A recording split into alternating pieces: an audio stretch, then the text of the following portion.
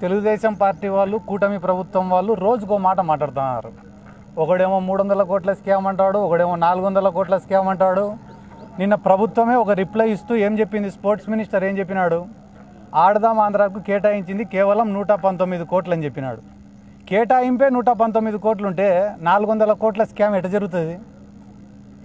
అంటే ఏమన్నా అసెంబ్లీకి మామూలుగానే పోతున్నారా, ఏమన్నా సేవించి పోతున్నారా? ఆరోపణలు ఎన్ని రోజులు ఈ ఆరోపణలు, ఈ పనికి మాలిన ఆరోపణలు.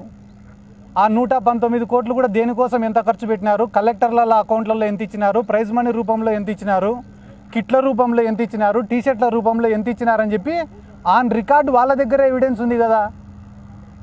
కూటమి ప్రభుత్వం ఏర్పడి దాదాపుగా ఈ రోజుకి సంవత్సరం రోజులైంది. ఎన్నికల ముందర సంవత్సరం రోజులు ఏం ఏడ్చినారు? ఒకరోజు భువనేశ్వరమ్మ గారిని తిట్టినారని చెప్పి ఒకరోజు, చంద్రబాబు నాయుడిని అరెస్ట్ చేసినారని ఒకరోజు, పవన్ కళ్యాణ్ని తిట్టినారని చెప్పి ఒకరోజు, ఏడ్చి ఓట్లు అడుక్కున్నారు. సరే, జనాలు పాపం నమ్మినారు. ఏంద్రా ఇంత ఏడుస్తున్నారు, 80 ఏళ్ళ వయసులో చంద్రబాబు ఏడుస్తున్నాడు, అమ్మ యాపొద్దు ఇంట్లో నుంచి బయటికి రాని ఆడమ్మ బయటకు వచ్చి ఏడుస్తుంది, ఈ పవన్ కళ్యాణ్ అంటే ఎప్పుడు ఏడుస్తాడులే. వీళ్ళు ఏడ్చి ఓట్లు అడుక్కున్నారు, ఓట్లు సంపాదించుకున్నారు. ఇప్పుడైనా పరిపాలన పైన దృష్టి పెట్టచ్చు కదా.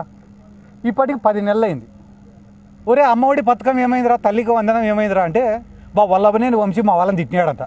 మేము అడిగేదానికి నువ్వు చెప్పేదానికి సంబంధం ఉందా? ఒరే రైతులకు 20,000 రూపాయలు ఏమైనారా అంటే, పోసానికి ఇష్టం వెళ్ళి పచ్చిబూతులు తిట్టాడు మమ్మల్ని అంటాడు ఒకడు. ఒరే రేపు ఎల్లుండో మళ్ళీ అదేందిరా సిలిండర్లు ఏమైనారా అంటే, ఆడదాం ఆంధ్రలో 400 కోట్లు పోయినాయి అంటాడు. అంటే మనం అడిగేదానికి, ప్రజలు అడిగేదానికి, వాళ్ళు చెప్పేదానికి ఎక్కడ కూడా పొంతన లేదు. మీరు రాసి పెట్టుకోండి, ఇంకొక 4 ఏళ్ళైనా కూడా ఇవే బీద ఏడుపులు ఉంటాయి తప్ప ఈ రాష్ట్ర ప్రజలకు వాళ్ళు చేసేదంటూ ఏముండదు. ఈ రాష్ట్ర ప్రజలు కూడా ఏం చేశారు మొన్న ఎలక్షన్లలో, మేము పోయి అమ్మ వైసీపీకి ఓటేయండి అమ్మా అంటే, ఏసం పోనైనా వైసీపీకే అన్నారు తప్ప ఎవరు మమ్మల్ని వ్యతిరేకించలే, మాకేం ఎదురు చెప్పలే, మమ్మల్ని తిట్టను కూడా తిట్టలే ఓడు. కానీ టీడీపీ వాళ్ళకి చెప్తానన్న ఆయన, మీరు జనాలలోకి ఈసారి పోయి ఓట్లు అడిగితే చీపుర్లు చెప్పులు రెడీగా ఉన్నాయి. మాకు చెప్పినట్టు మీకు ఏ సంపోనైనా అని చెప్పరు, ఫస్ట్ కొట్టి చెప్పిసిరి, ఆ తర్వాతనే మీకు సమాధానం చెప్తారు. ఎందుకంటే చంద్రబాబు నాయుడుకి తెలిసిన టాలెంట్ ఏమరా అంటే వ్యవస్థల్ని మేనేజ్ చేయడం. అవి ఏ రకంగానైనా మేనేజ్ చేస్తారు. ఎందుకంటే మొన్ననే సంక్రాంతి పండగకి చూసినాను నేను. సంక్రాంతి పండగకి హైదరాబాద్ నుంచి ఈ రాష్ట్రంలో పక్క రాష్ట్రంలో అందరు వచ్చి ఈడ ఏంటివి అవి కోడి పందాలు, ఇసుపెటాకులు, 100 కోట్ల బెట్టింగులు చేసిపోతే పొద్దున్నే ఆర్టికల్స్ ఏం రాసినారు తెలుసా మీ టీవీ ఛానల్ వాళ్ళందరూ కూడా, అంబరాన్ని అంటినా సంబరాలు. కూటమి ప్రభుత్వం వచ్చిన తర్వాత తెలుగుతనం ఉట్టిపడిందట. అదే వైసీపీ గవర్నమెంట్లో జరిగితే క్యాబ్రే నడిపించిన మంత్రి, క్యాజినో నడిపించిన కొడాలి నాని, ఇవేనా మీరు రాసిన హెడ్డింగులు? అంటే వ్యవస్థని మేనేజ్ చేస్తే ఒక రకంగా, మేనేజ్ చేయకుంటే ఒక రకంగా. ఎన్ని గ్రామాలలో అన్న టీడీపీ వాళ్ళ పతనం ఏడ ప్రారంభమైందో చెప్తా, మీరు రాసి పెట్టుకోండి. వైసీపీ 5 ఏళ్ళు అధికారంలో ఉన్నప్పుడు నష్టపోయింది వైఎస్ఆర్ కాంగ్రెస్ పార్టీ కార్యకర్త. మళ్ళీ ఈరోజు తెలుగుదేశం పార్టీ అధికారంలోకి వచ్చినాక పొద్దున్న నుంచి రాత్రి వరకు కేసులు పెడతా ఉండేది వైఎస్ఆర్ కాంగ్రెస్ పార్టీ కార్యకర్తలు. ఆ మాయకుల జోలికి పోతే ఏమొస్తుందిరా? మీకు దమ్ముంటే నిజంగానే మైనింగ్లో ఎవడైనా దోచుకునిటేనో, లిక్కర్లో ఎవడైనా దోచుకుంటే వాళ్ళ జోలికి పోంటారా? పేదోళ్ళ జోలికి పోతే ఏమొస్తుందిరా? నాకు అర్థం కాలే.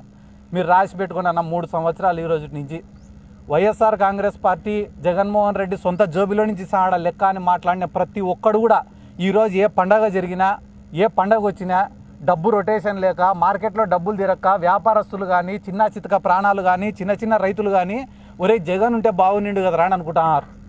మీరు రాసి ప్రతి ఒక్కడు అనుకుంటున్నాడు. మేము చెప్పాల్సిన అవసరంలే. ఇంకొక 4 నెలలకో 5 నెలలకో ఈ తిరుగుబాటు అనేది ఏ స్థాయిలో మొదలవుతుందో మీరే చూసుకోండి. మళ్ళీ మేము ప్రత్యేకంగా చెప్పాల్సిన అవసరంలే. ఈ ఆడదాం ఆంధ్ర పైన సిఐడి ఎంక్వైరీలో ఏం దొరకకుంటే సిబిఐ ఎంక్వైరీకి ఇస్తే కనీసం వాళ్ళన్నా కొండనంత దొవ్వి ఎలకనేమన్నా పట్టుకుంటారేమో చూడాలా. ఎందుకంటే కానీ వాడు కూడా చెప్తాడు, నిన్న నాసిరికం వస్తువులు ఇచ్చినారంట. ఏమిచ్చినారు? 38 కోట్ల రూపాయలతోటి సామాగ్రి కొన్నారన్న. ఎంత? 38 కోట్లతో సామాగ్రి. ఎన్ని సచివాలయాలకు కొన్నారు? 15,000 సచివాలయాలకు కొన్నారు.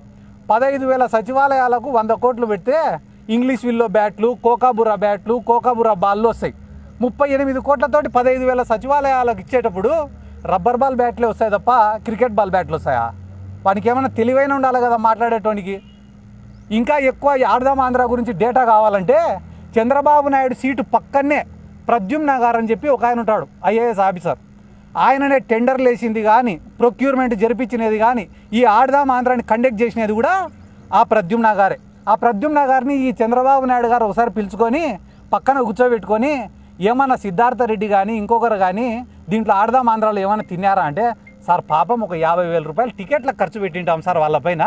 ఈ కర్నూలు నుంచి విశాఖపట్నానికి, విశాఖపట్నం నుంచి కర్నూలుకి పాపం ఆడ వాళ్ళకి భోజనాలు 2 పూట్ల పెట్టి పంపించినాం సార్, అంతకుమించి వాళ్ళకేం ముట్టలేదు సార్ అని చెప్తే చంద్రబాబు కూడా పొద్దున్నే ఇడిచిపెట్టండి రా పాపం వాళ్ళకేం టికెట్ డబ్బులు కూడా ఇచ్చినట్టు లేవంటాడు. కాబట్టి ఇటువంటి బోగస్ మాటలన్నీ మాట్లాడడం సాలిచ్చి ప్రతి నియోజకవర్గంలో ఈరోజు employment full. Chandrababu Naidu government వచ్చినాక ఏందిరా ఎంప్లాయ్మెంట్ అంటే స్టోర్ బియ్యం full, liquor syndicate full, belt షాపులు ఫుల్, నియోజకవర్గానికి ఒక పేకాట శిబిరం ఫుల్, శాండు ఫుల్. ఇంత ఉద్యోగాలు పెట్టుకునే అవకాశాలు లేవని చెప్పడం నిజంగా వైసీపీ తప్పు కూడా దీంట్లో ఉందని చెప్పి ఈ సందర్భంగా నేను తెలియజేసుకుంటూ, ఎందుకురా అంటే 130,000 ఉద్యోగాలు సచివాలయాల్లో జగన్మోహన్ రెడ్డి ఇస్తే ఏమన్నారు తెలుసా, ఇవి ఉద్యోగాలేనా అన్నారు. అవి కాదంట ఉద్యోగాలు. ఏంటిరా ఉద్యోగాలు అంటే బెల్ట్ షాప్. ఏం కిక్కుందిరా ఈ ఉద్యోగంలో అంటే ఆడుకోకూడదు. ఇంకొక మంచి ఉద్యోగం ఏందిరా అంటే స్టోర్ బియ్యం. ఆయన సీజ్ ది సిప్ అన్నాడు ఒక ఆయనేమో ఆడికి పోయి స్టోర్ బియ్యం పోతుందిరా తరలిపోతుంది సీజ్ ది సిప్ అన్నాడు. ఈడేమో ప్రతి ఒక్కటి సిప్పే పెట్టినాడు. ఫ్రెండ్షిప్లో చేసుకుంటారు ఇవన్నీ స్టోర్ బియ్యం అనేది. కాబట్టి ఇవన్నీ ఎక్కువ రోజులు పట్టమన్నా. కానీ నేను కోరుకునేది ఏమరా అంటే సామాన్య కార్యకర్తను ఇబ్బంది పెడుతున్నారు, పేదోడి పైన అక్రమంగా కేసులు పెడుతున్నారు.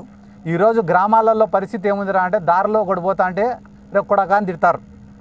ఏంద్రా తిడతాను అని మీదికి పోతేనే వెంటనే వాడిపైన కేసు. తిట్టినోడిని ఏమనడంలే, తిరగబడినోడిని కేసులు పెడుతున్నారు.